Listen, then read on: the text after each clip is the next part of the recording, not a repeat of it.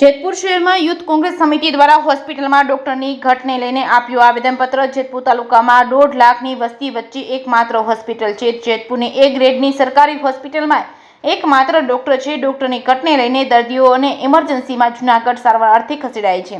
જેતપુરની સરકારી હોસ્પિટલમાં ઓર્થોપેડિક સર્જન તેમજ આંખના ડોક્ટર તેમજ રેડિયોલોજિસ્ટ, એક્સરે મશીન માટે મેડિકલ ઓફિસર ડોક્ટર તેમજ હોસ્પિટલમાં નર્સ સ્ટાફની ભરતી વગેરે બાબતે શહેર કોંગ્રેસ દ્વારા મામલતદારને આપ્યું આવેદનપત્ર। પૂર્વ આરોગ્ય મંત્રી જેતપુરના સાંસદ હોય હોસ્પિટલમાં ડોક્ટરની ઘટ વિશે જાણી યોગ્ય કાર્યવાહી કરવી જોઈએ। આગામી સમયમાં ડોક્ટરની ઘટ વિશે યોગ્ય કાર્યવાહી નહીં કરવામાં આવે તો ઉગ્ર આંદોલન કરશું અને જરૂર પડશે તો ઉપવાસની આપી હતી ચીમકી।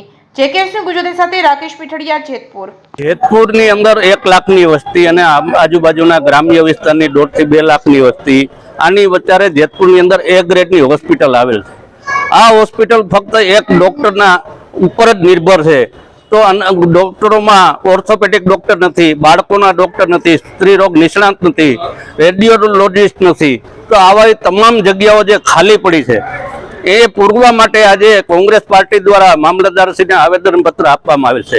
આ પહેલા મારી જાણ મુજબ પત્રકાર સંઘ પણ પ્રત્યેક ઉપવાસ 3 દિવસના કરેલ હતા।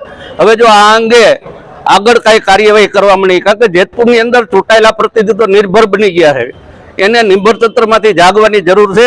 આજે ખોબલે ને ખોબલે ભારતીય જનતા પાર્ટીને લોકોએ મત આપ્યા છે। આજે પૂર્વ આરોગ્ય મંત્રી આજે